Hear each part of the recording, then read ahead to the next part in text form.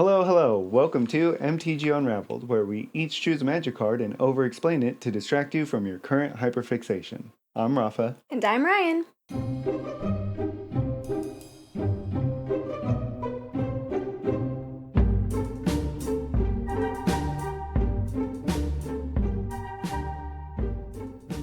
Thanks for joining us today.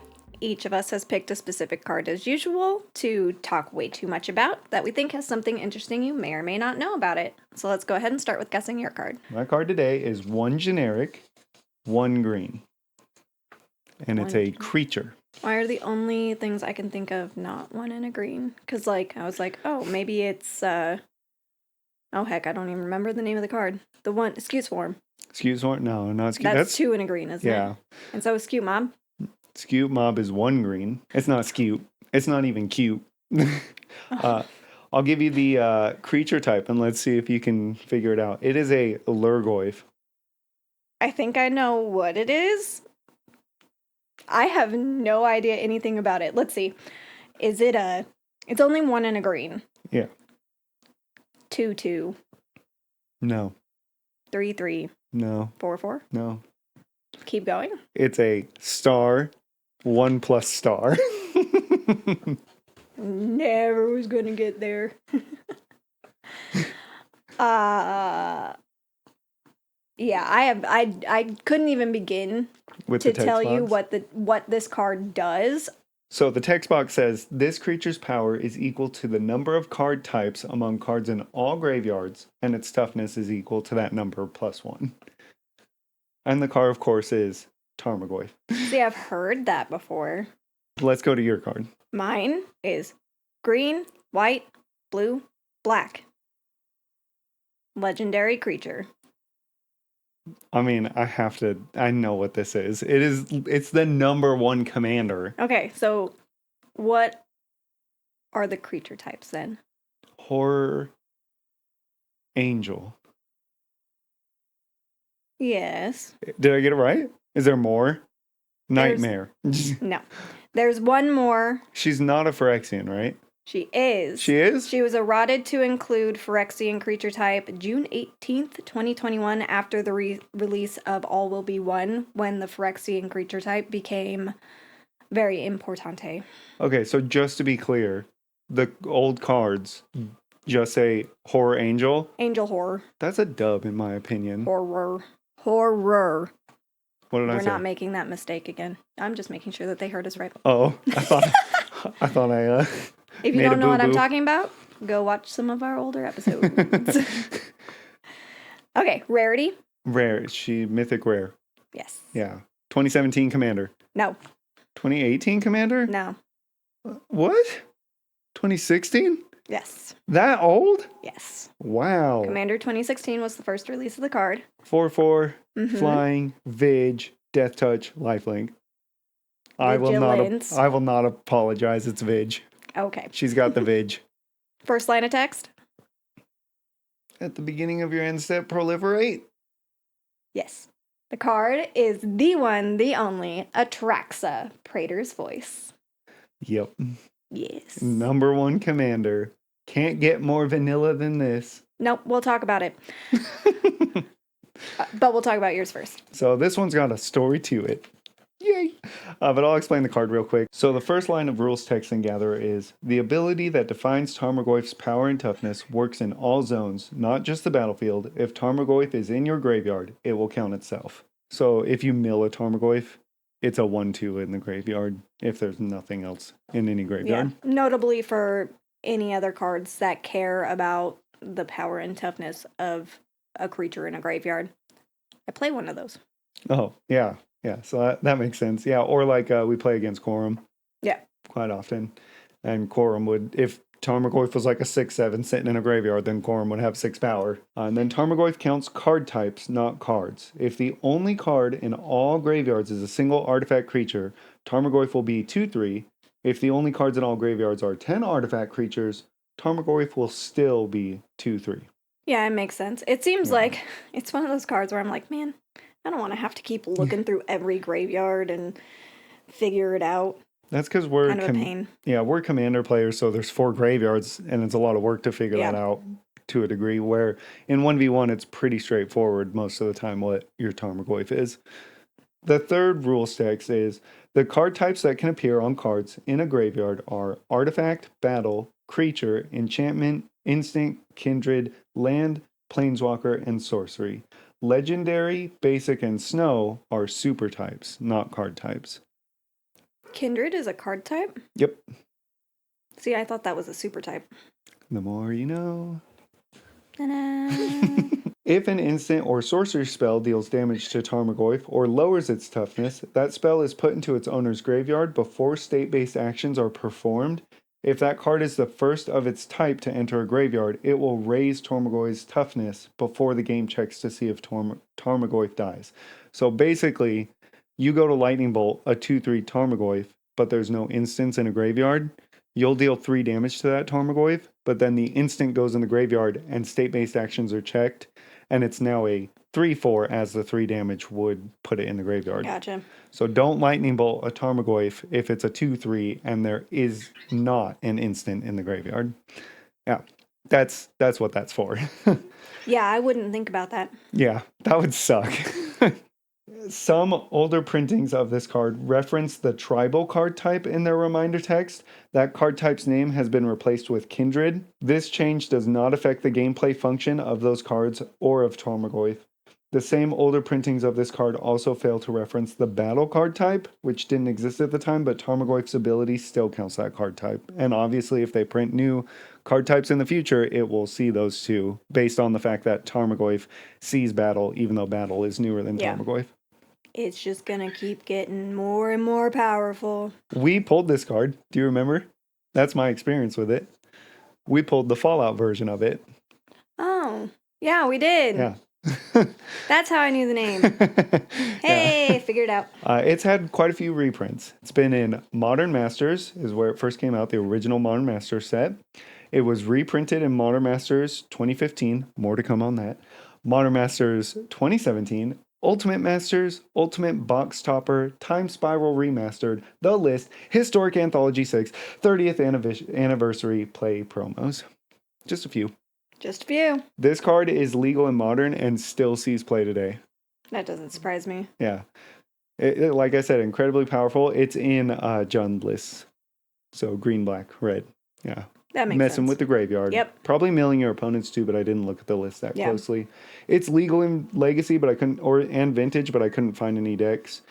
And it's also legal in Commander, Oathbreaker, Historic, Brawl, and Timeless. So lots of ways to play this card.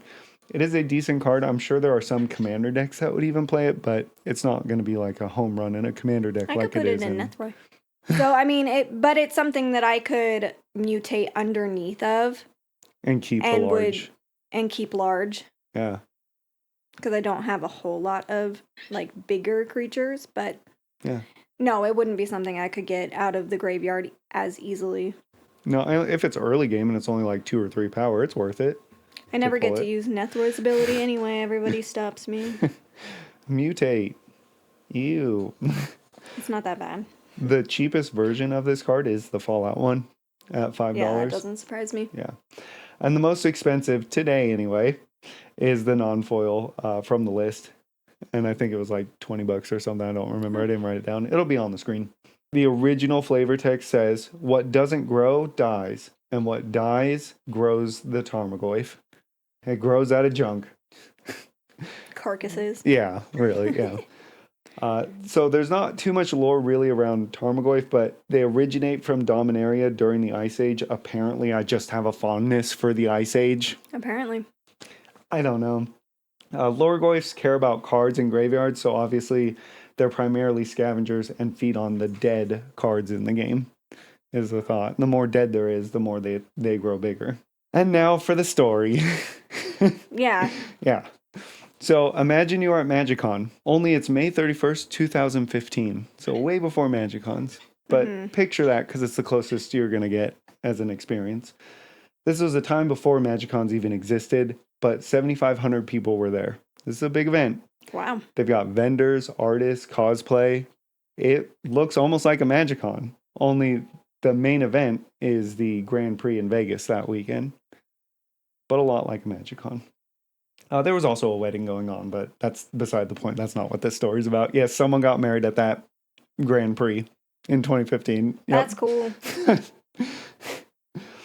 So this was the largest Magic event to date. The players start with a Modern Masters 2015, of course, because that's the year, sealed event. So you open 6 packs, make a deck out of it of 40 cards or more, and go off against each other.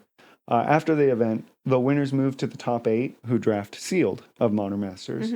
A draft in Magic is where 8 people each open 1 pack at a time and pick a card. Then they pass the pack to the player next to them, and they do the same until the pack runs out.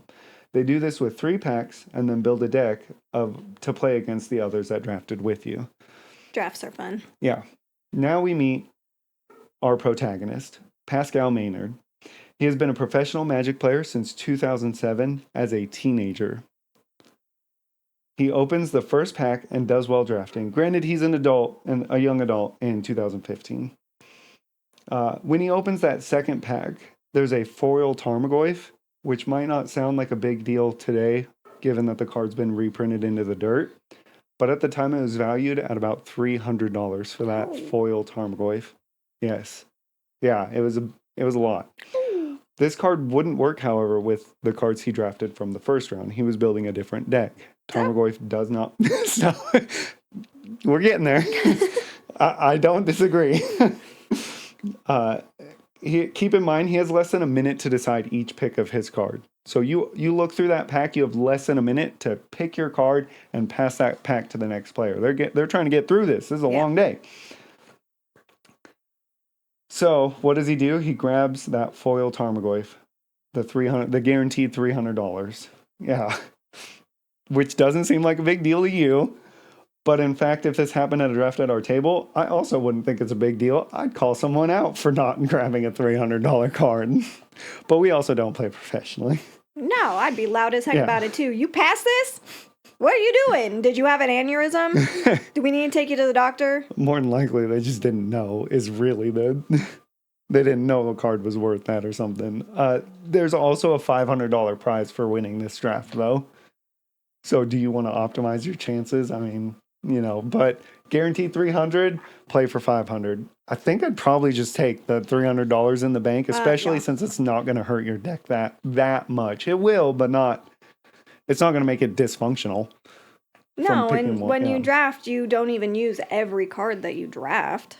No. So it's not like he won't have a full functional deck. Yeah. No, he will have like I said, it lowers how optimized it is. Though, by not picking one. So that's the thing. Pro players optimizes your wallet. Pro players are supposed to disregard card prices and focus on functionality of their draft picks as a true professional. It's up for debate how much he really hurt his chances of winning. But after the event, he was the target of a lot of criticism online for it. Yeah, it's unfortunate. According to his critics, it was obvious that he should have picked a Burst Lightning from the pack instead. He did have a response online to the criticism, not anyone directly, but just put out a statement. He said, "The truth is that I thought taking this foil Tarmogoyf was worth more than the percentage I'd get by having 1 Burst Lightning in my deck. I didn't do it for the actual money. I did it because I thought this X amount of money could possibly mean going to more Grand Prix." Which I think is a notable thing to say. Most pro players don't make a living off of being a professional player. It is, they consider it like a job basically, but it is not something that's going to let you live comfortably. No. Yeah. So I don't blame him one bit, but we're also not pro players, so he got a lot of criticism for it. The cards opened during the event are also marked with a stamp unique for each event. So all the judges take a little tiny stamp and put a little dot on every card so that you can't slip in cards from your own collection to make your deck better. They stamp every little card. And after the event, Maynard put this stamped foil Tarmogoyf on eBay for an auction, which obviously it's authentic because it's got that unique stamp from the event. Because of the ridicule he received, the eBay auction gained a lot of traction. How much do you think this card sold for? $850. $14,900 is what articles will tell you. However, Pascal was kind enough to share his story with us, and that's not quite the whole story. while researching for this, I found out you started playing when you were a teenager competitively. That's impressive. I can't imagine. What was that like? Yeah, I mean, I don't know. I kind of like stumbled into it. I was playing it for fun, and very quickly I was like, that's something that I want to do. I want to get to the top of it because that sounds fun, and so I knew you could win a lot of money, and that's what hooked me in as like a 12 years old kid. But yeah, it actually took a while before I had some real competitive results. But that was like when I was like 16, 17, and then I got on a pro tour and I never left. That's awesome. Yeah. I saw that you also said you retired from playing professionally a few years ago. I'm glad to hear you got back into it then. Yeah, well, I'm not like I haven't qualified for the pro tour since 2020, basically. So 6 years, I guess. Again, I play what I can play, which is I qualify for the regional championships and I play those. Again, when life works in a way where I can play them easily. But I haven't, like, I think you need to either top 8, top 12, or top 16s. It changed over the years, and I got close a few times. I have some good results, but I haven't top 8'd, so I haven't requalified again. But I mean, if I do, I'll take it, but I don't like go to all the spotlights and stuff to try to qualify. I don't play online. I don't play online to try to qualify as well. So I just don't put in as much effort and time as I used to. Yeah. Yeah, you got 30 people to look after now. So yeah. At least, yeah. Yeah, that's Okay, full time too. yeah.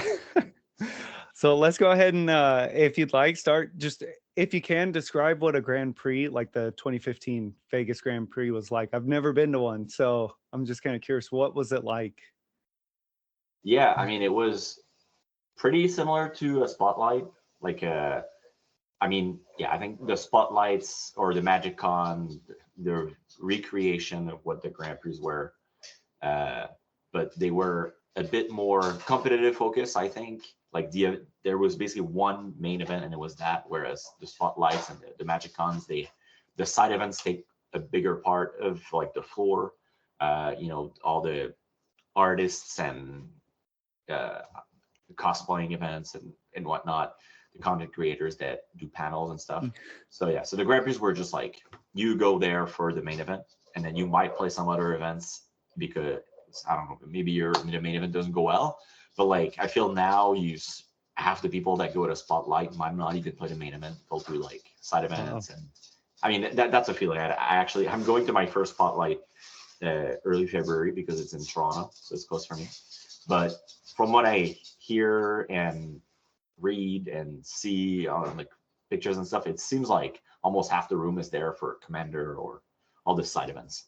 So yeah, that's the big difference. But like the tournament structure of a Spotlight is pretty much the same as a Grand Prix was. Oh, okay, yeah. So the first day, that's when you would have known you top 8, right? That's how that works. No, it's so there's the first day would be usually 9 rounds, and then if you go like 7-2 or better, it might be 6-3 or better now. I don't know.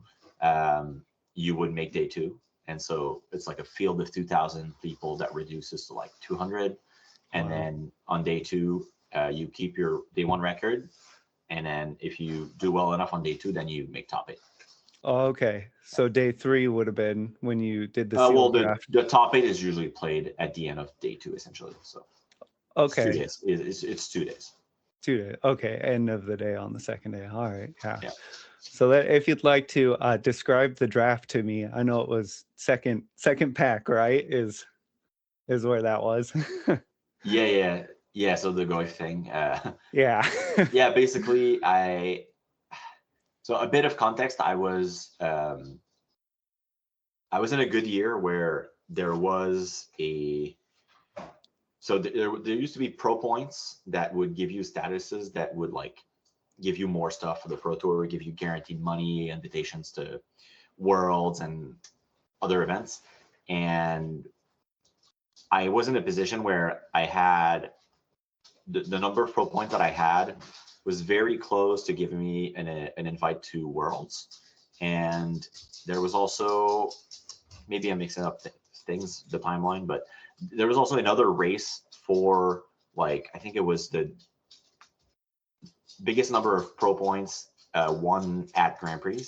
And I was playing a lot, and I was like one of the leaders in that race. And so I was playing for a lot, like other than the money. And so yeah, I was drafting, and then I had after pack one, I already had a really good deck, and I knew I was in a good seat where like it was open, and I knew I would not be short of playables because my seat was open.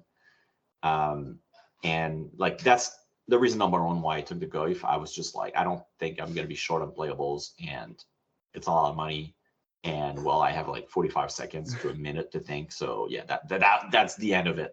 Yeah. I thought about it a lot after, obviously, but yeah, I don't blame you one bit. I don't blame you one bit. I would have grabbed that foil in a heartbeat. I think a lot of people would. Yeah. Don't blame me at all. Yeah, but like you said, less than a minute to decide. I mean, I can't imagine the pressure, and it makes a lot of sense the way you explained it. Like it's really not going to hurt you too much, and that's halfway to another event, right? Basically. yeah. I read on a couple articles that it sold for $14,900, and you said actually that's not quite true. What is the actual story there? Yeah, so there was a lot of articles and a lot of people saying like, I guess whatever they could find online that was trendy at the time. But basically what happened is it went up to like 20K USD on, I put up an auction like almost a day after Vegas. And I said I would give 50% to charity. And so the auction got a lot of traction, and then there were bids for the highest bid was 20K, and then there was like a few bids for like 18 and 16 below. And eBay contacted me because it was getting a lot of traction, and they saw that was like my first auction. So they wanted to just make sure that I understand how it works and try to guide me through. And and so the first thing they said is like, hey, you want to try to make sure that the bids are legit. So we suggest that you message the bidders, and then you try to like politely ask them if they're serious. And I'm like, what do you mean they're serious? Like they bid, right? So why does it matter if they're serious or not? They're gonna have to pay, no? And they were like, not really. And I was like, what? What? So yeah, that's crazy to me. And so I messaged the guy, and he just blatantly said, yeah, I'm not gonna pay. And I'm like, why are you bidding? He's like, because I can. And I'm like, what the fuck? So and I couldn't ask like eBay to remove the bid, even if I had proof he wouldn't pay. And so I messaged like the person who bid 18K. He was serious, but he was like worried that the price had been inflated by people that made fake bids. And I was like, I can't blame you. That makes sense. And so I just took down the auction, and I posted on social media that I would do a silent auction. And so anyone that would be interested, just like message me on any platform your bid, and I would just take the highest bid, make it public after. And I said I would give 75% to charity to try to give it a bit more traction again. And obviously, like if it was going to sell for 20K, like that's just already way over whatever it was expecting. So if I get 5K out of it, I'd be happy. And I'd obviously, the charity that I chose was something that meant something to me too. I think it's called Gamers Helping Gamers. It's John Finkel's charity. And yeah, so the highest bid ended up being 2K USD. So I gave 1.5K to the charity. So not as flashy as the original story, but it's the true story. Yeah, no, I would prefer the truth. But yeah, that's crazy that you couldn't even get him to stop the bid when he said flat out, I'm not going to pay it. It's crazy that it works that way. Yeah. Well, we have eBay, and you can now block sellers or bidders. So if you're interested in doing that again, just so you know, you can block bidders now. All right. Yeah. So that's awesome that you gave 3/4 of it to charity. Did you have motivation behind that? did you come across this charity? I knew about it because John Finkel was like, I mean, I wouldn't say John is a good friend, but we met each other through the Pro Tour, and obviously I'm a big fan of him, just being one of the greatest players of all time. Yeah. And I don't know, I thought of the idea of giving money to charity just because I knew it would like sell for way more than I expected anyway. And I thought that would be cool to, like, the people that would bid on the card, they wouldn't just bid on it because it's worth a lot, but also because they know that some of the money is going to charity. So I don't know, I did that really quickly. Like, that was a day after everything happened, and it's like the first thing that came to mind as like, what can I do with this, all of this clout, and traction, and the fact that there's so many eyes on this story. That's just the first thing that popped to my mind. I was like, let's try to give some money to charity. So yeah, not much else behind it.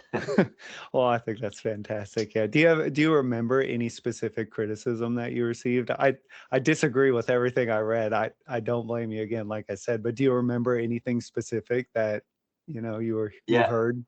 Well, I think another misconception of this story, I think, is that people think that I got a lot of hate, and that like multiple people hated me for doing that or whatever. But it's actually like 4 people. Really? Yeah. It's. I mean, there might be like some people that never told me or whatever, but like publicly, there were pretty much like it was like, I'm not gonna name them because people will find them if they need to, but also I really don't.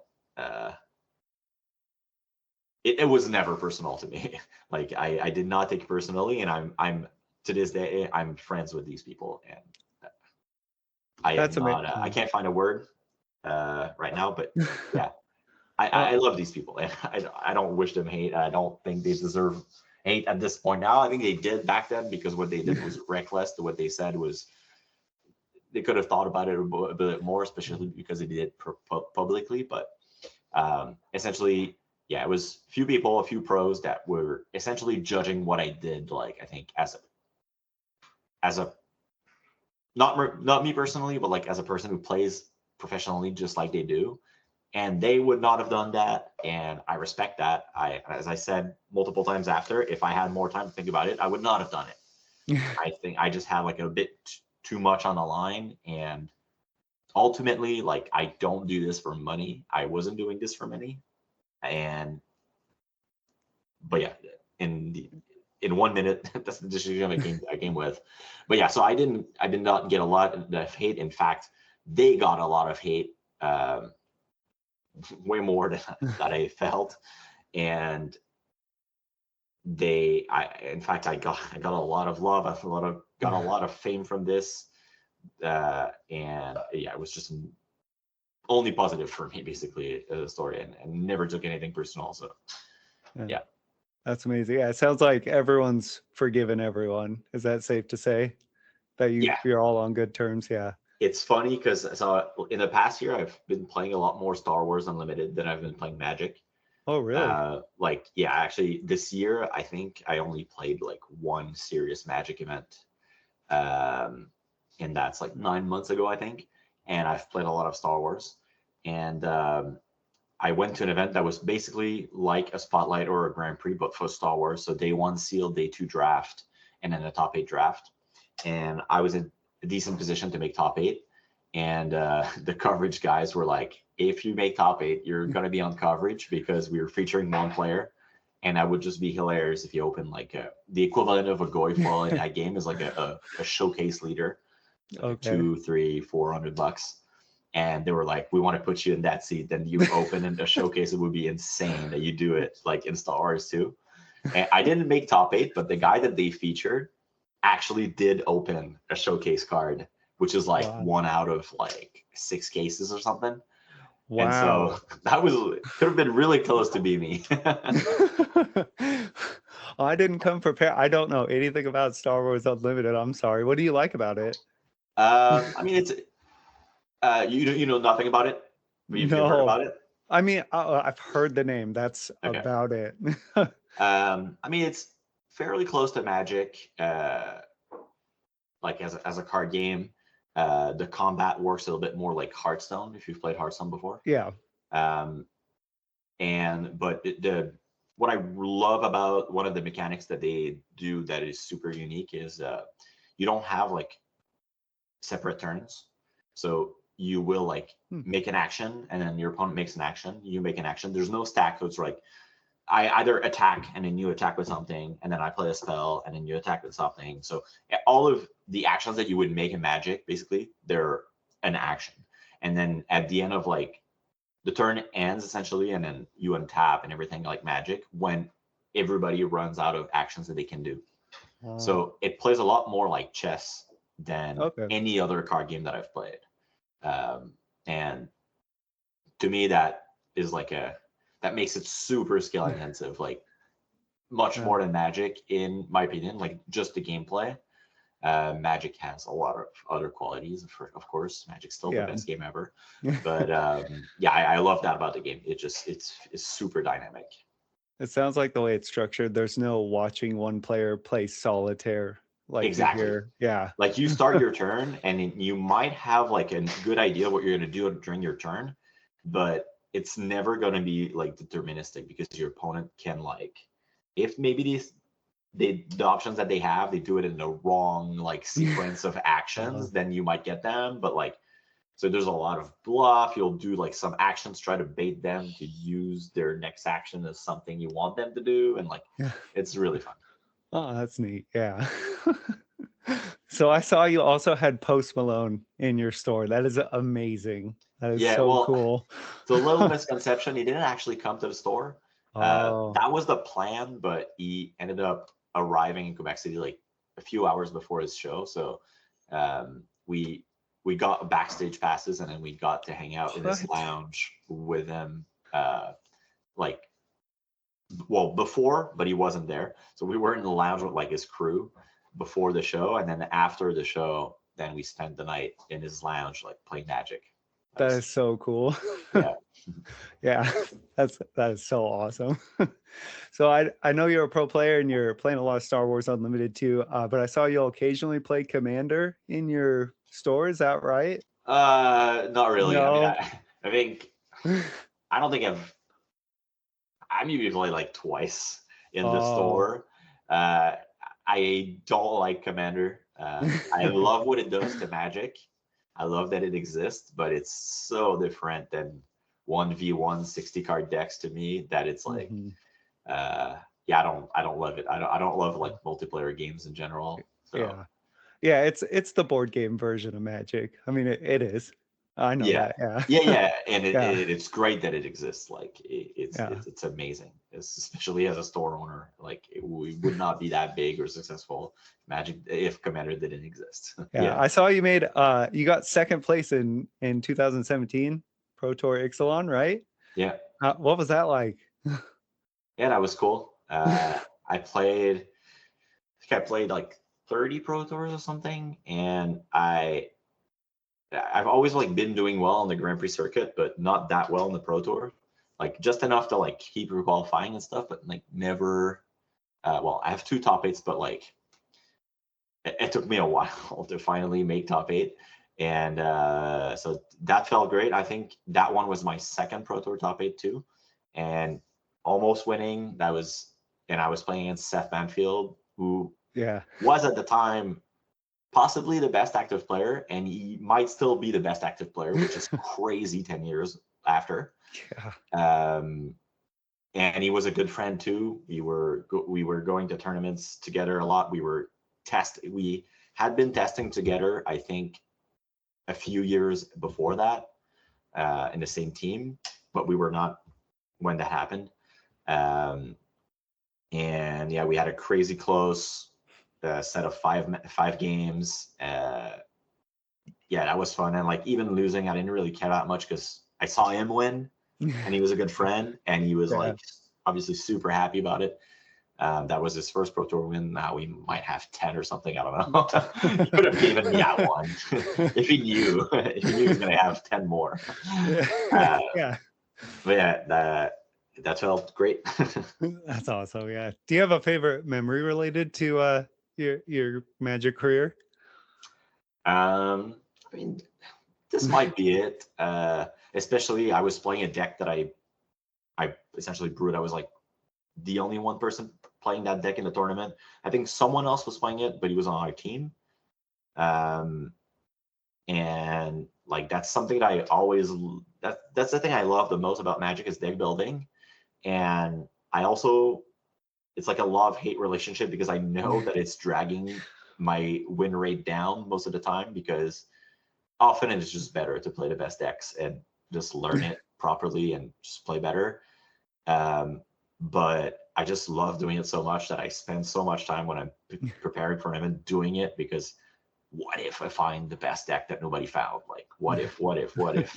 And I'm glad that I never stopped doing it because now I'm like at a level where I'm pretty confident that when I do it, it makes sense and I'm able to scrap the idea if it's not good and then still play the best deck. It's like, whereas I used to be attached sometimes. And I think that Pro Tour was the first time that I was like super confident that what I made was like not a fluke and it was good. And I tested so much and I was like super confident and it paid off at the biggest stage. So yeah, it is probably the biggest, my favorite memory from like Pro Tour, my Magic career, I guess. Yeah, that's fantastic. Yeah, that's cool. Do you have what's your favorite format then?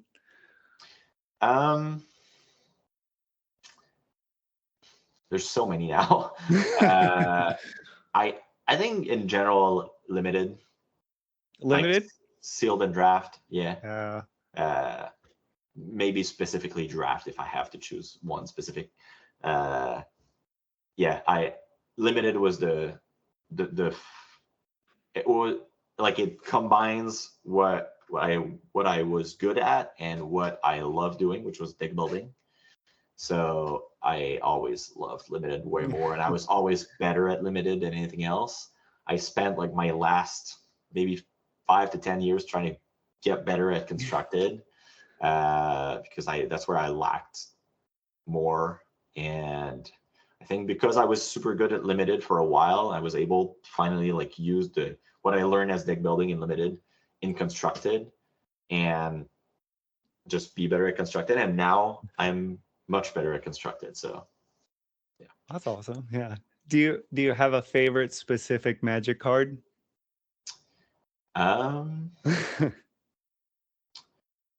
Like cantrips in general, I love like Ponder, Preordain, Brainstorm. But like my very first favorite card was Tooth and Nail. Yeah. I started playing Magic in around Mirrodin, and so that was a standard deck.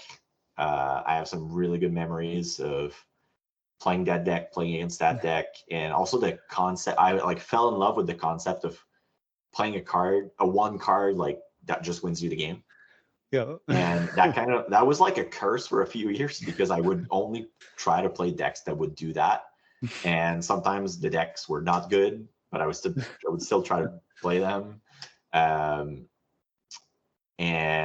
yeah, I think I'm gonna say Tooth and Nail is less boring than Ponder and Preordain. I'm a blue player. I love all the cantrips too. I get it. Yeah. I think that's about all I have for you, Pascal. Do you have anything you'd like to promote? Anything you're doing? I know you've got your store. Tell us about your store too. Yeah, the store. So themythicstore.com. We ship everywhere, Canada, United States. We sell on TCG Player. We ship to Europe, Japan, Australia. We do most TCGs, all the good TCGs. I'm going to say that. All right. Well, I really appreciate your time, Pascal. Thank you so much. It was a pleasure to talk to you. Yeah, thanks for having me. Yeah. Oh yeah. Thank you very much. Yeah, I was wondering when you had a interview with a professional Magic player. Yeah. It's like, what is going on? Yeah. It's a crazy story, huh? Oh my gosh, leave the poor guy alone. Yeah. I don't want to hear anything from a single one of you out there that you wouldn't do the same thing, especially since he took it thinking, oh, this is like $300. Yeah, and got more. in 2015, that's travel. That covers some travel and hotel expenses. Yeah, seriously. I mean, like, it's trading one card that would be optimal for the deck for the ability to comfortably experience more of what you enjoy doing. No, I agree. And like I said, pro players aren't making a good living off of being pro players. So they're not supposed to factor in money, but at the same time, they live in the real world. Yeah. And granted, in 2015, he was either like 21 or 22. He was a young adult. Yeah. Yeah. So. Okay, well, I'm 33, and I would right now grab the shiny expensive card over whatever else, even if I was in a pro tournament. This is why we're not pro players. No. No, we're not pro players because we're not that skilled. Love to own a game store one day. That's amazing. Mm-hmm. And that's super freaking cool that he donated some of that money. Yeah. Like, it really sounds like he had a great response to the criticism. You did the right thing. Good job. No, I don't disagree at all. It's a crazy story. It is a crazy story. Yeah. So let's go ahead and go on to your card. Oh, yeah. Did I have you encapsulated? Yeah. I don't know if that's the right word, but I'm going with it. Yep. All right. So my card was Atraxa, Praetor's Voice. And this is my very first commander. Last episode, I talked about my second commander. This was my very first commander. I had bought a precon before this point. Yeah, it the was face down. Kadena, Slinking Sorceress, or something like that. And decided I want to keep playing. And he had asked me, what commander do you think looks cool? So I went online and looked at commanders, and this super cool, badass looking angel lady was the first thing that popped up. I went, oh, that seems powerful and really, really fun. Let's do this. I did not originally build the deck on my own because I had absolutely no idea what I was doing. I mean, I still, didn't even know how to play the game, to be honest. Yeah, all the way, yeah. So he built it for me. Since then, I think there might be a handful of cards that are still in there, outside of Atraxa, obviously, from the original deck. I know Mana Gorger Hydra has always been in there. And yeah, it has. Forgotten Ancient. And I also, decided what type of playstyle, because Atraxa has a couple different ways that you can play her. So in the game, what she does is, at the beginning of your end step, you proliferate, which means choose any number of permanents and or players, and give each another counter of each kind already there. You can play this with poison counters and poison out the table. Yep. I did not do that because it didn't sound fun. You can play it Super Friends because Planeswalkers have loyalty counters. I did not do that because I was new at the game and knew that I would mess it up. And it also, now I still will not change Atraxa to Super Friends. I do have a few Planeswalkers in there, but not 20. No. Because it doesn't sound fun. It sounds like a lot of thinking and a lot of time of your opponent sitting and staring at you while you decide, well, if I do this Planeswalker ability first, then this one, but if I did this one first, it'd be more optimal, and trying to figure out what the heck you're doing. Sounds terrible. And then the other common way is +1/+1 counters, and that is the route that I went. So the way that I play it is I build up my board full of super big creatures. I focus a lot on my own stuff. Occasionally you can use it as a politicking piece. Hey, don't get rid of Atraxa and I'll put a counter on your creature. It works sometimes. There are some rules texts. So, to proliferate, you can choose any permanent that has a counter, including ones controlled by opponents. You can choose any player who has a counter, including opponents. You can't choose cards in any other zone other than the battlefield, even if they have counters on them. Some people will look at like commander text because people represent them. Those aren't technically counters. You can't target that. But you can do time counters on suspended cards, right? Because it's an exile. No. Really? You don't have to choose every permanent or player that has a counter, only the ones that you want to add a counter to. Since any number includes 0, you don't have to choose any players at all. Just put counters on what you want to put counters on, or nothing. There's many times that I've had Atrax out with nothing on my board I want to proliferate, so I just move, it triggers, choose nothing, move on. If a player or permanent has more than one kind of counter on it, and you choose for it to get additional counters, it must get one of each kind of counter it already has. You can't have it get just one kind of counter it already has and not others.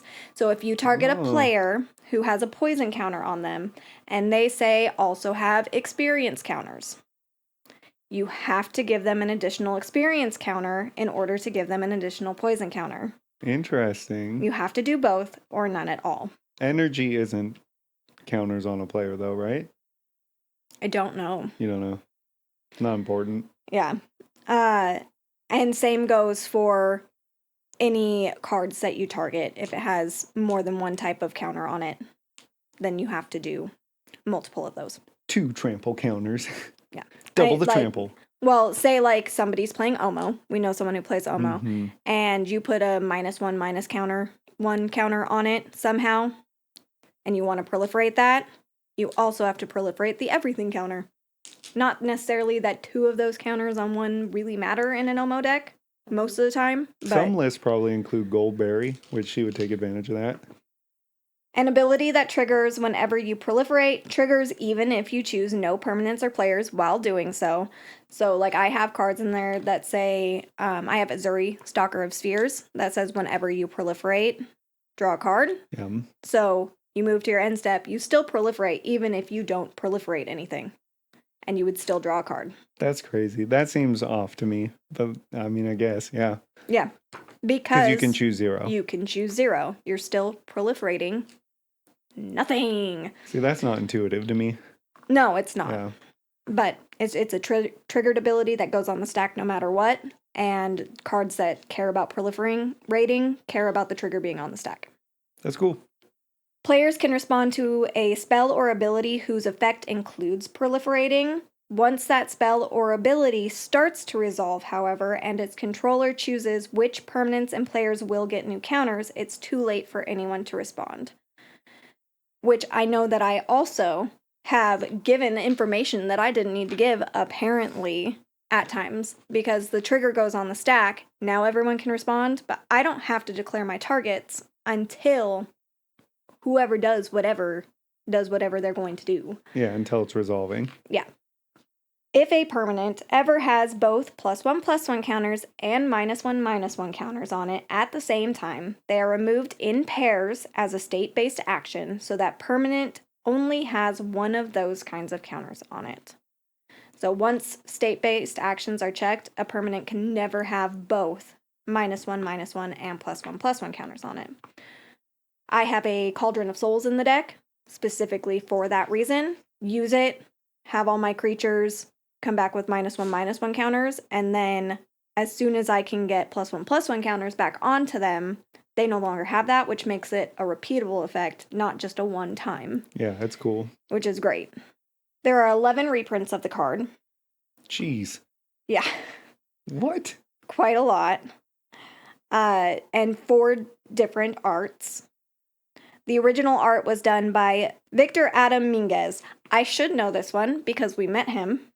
We did? At MagicCon. Oh. And I have a signed Atraxa card sitting on our wall. Right.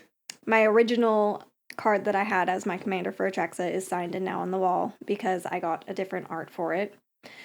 So Victor did the original Treasure Chest Commander Anthology Volume 2, Double Masters, and Multiverse Legends. Then Kev Walker did a different art in Double Masters and an online promo. Tom Roberts is the artist of the new Atraxa that I use, which is the Secret Lair drop for her.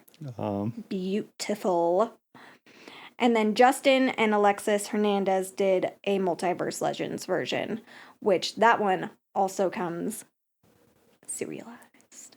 Atraxa is legal in Legacy, Modern, Commander, Oathbreaker, Historic, Brawl, and Timeless. This time I actually looked it up, and it sees virtually no play in any other formats outside of Commander because it's too slow for most formats, and it was designed specifically with Commander in mind, which is why she shines so brightly.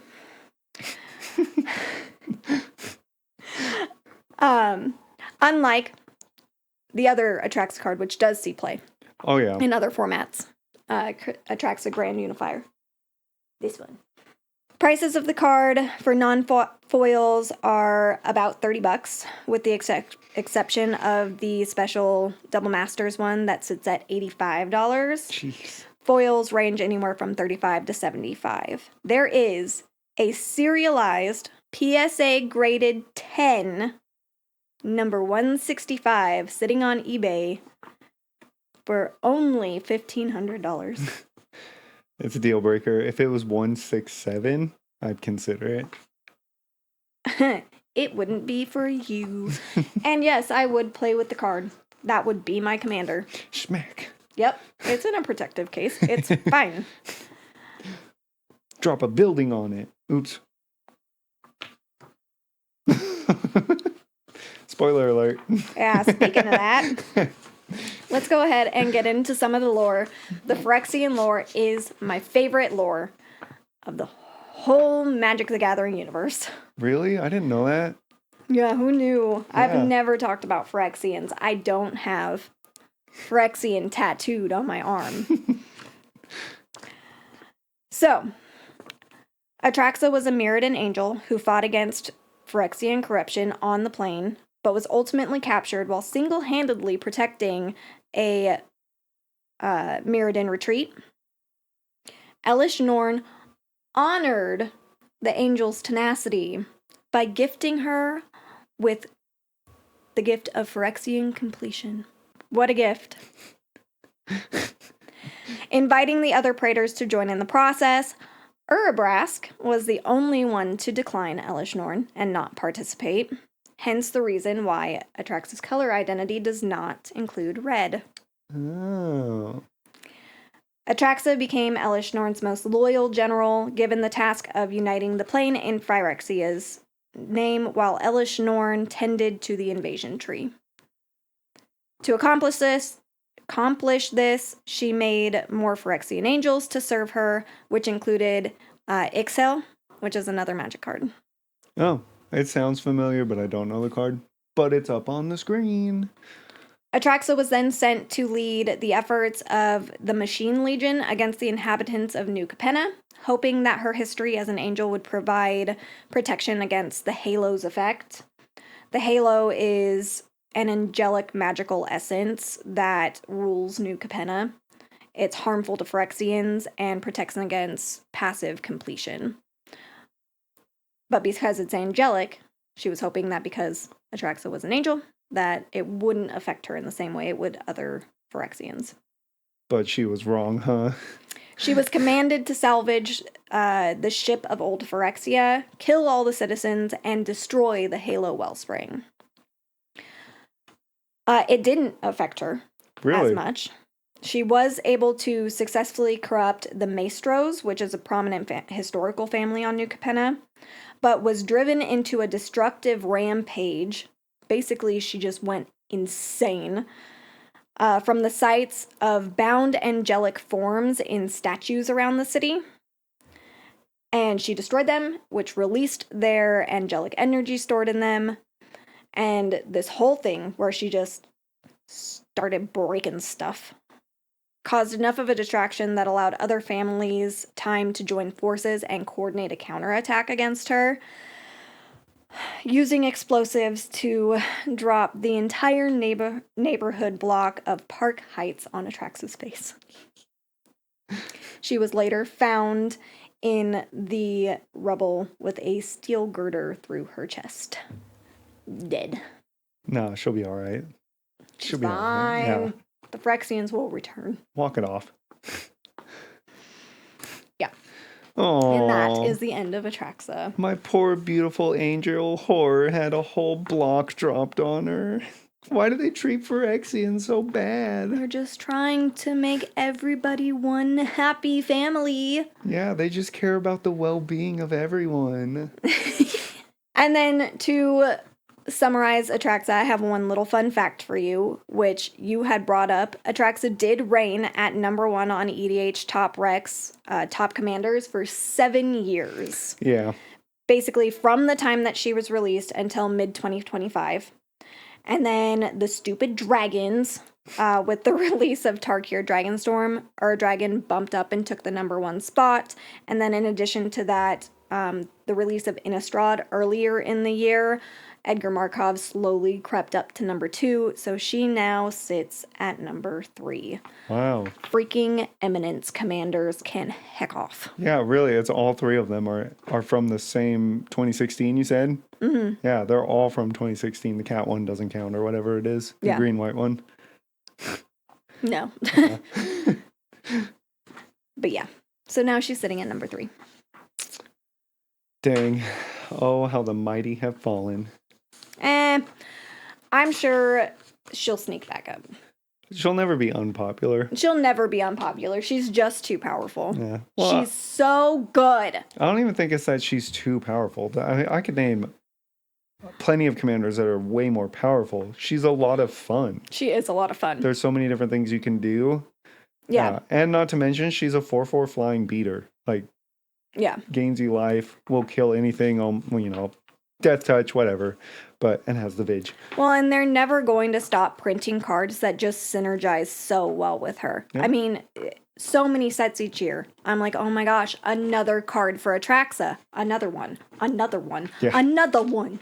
There really are too many. It's like artifacts strategies. There are too many choices. It's flavor or it's fill to flavor or whatever. Yeah, you pick what you want. And then you do fun things when you have a deck that synergizes so well and all of a sudden you go, oh, wait. I have an infinite combo I didn't even know about. I can take 1 billion extra turns with Teferi because I take 2 and then proliferate it back up to 10 and then do it again and then do it again. So before we say goodbye, is there anything you're hyper fixated on? Yeah, and I actually think it's really funny because it goes kind of along with what you were talking about, and that is Kraken packs. Woo! We hear so much from so much of the Magic community, very prominent people of the Magic community, about how don't crack packs, just buy singles. Who says that? Yeah. And we hear it so much. And yes, that is absolutely the more, cost reasonable choice to make. We are here to say you don't have to feel bad about wanting to crack packs and continuing to go and buy the packs because it's fun. And this game is about enjoyment. And yes, sometimes that means that you're gonna go spend $400 on a collector box and only get $250, $300 worth of value back out of it. And you'll only actually play $100 worth of those cards. But you had fun while you did it. And that's what matters.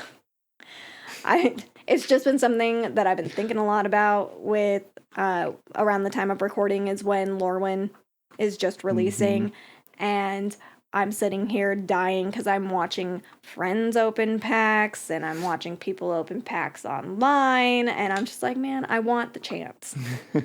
I am willing to pay for the chance to get the really, really pretty cards with the extra enjoyment of I pulled this out of a pack. Lorwyn is a beautiful set too. Oh my gosh, It's absolutely gorgeous. Yeah.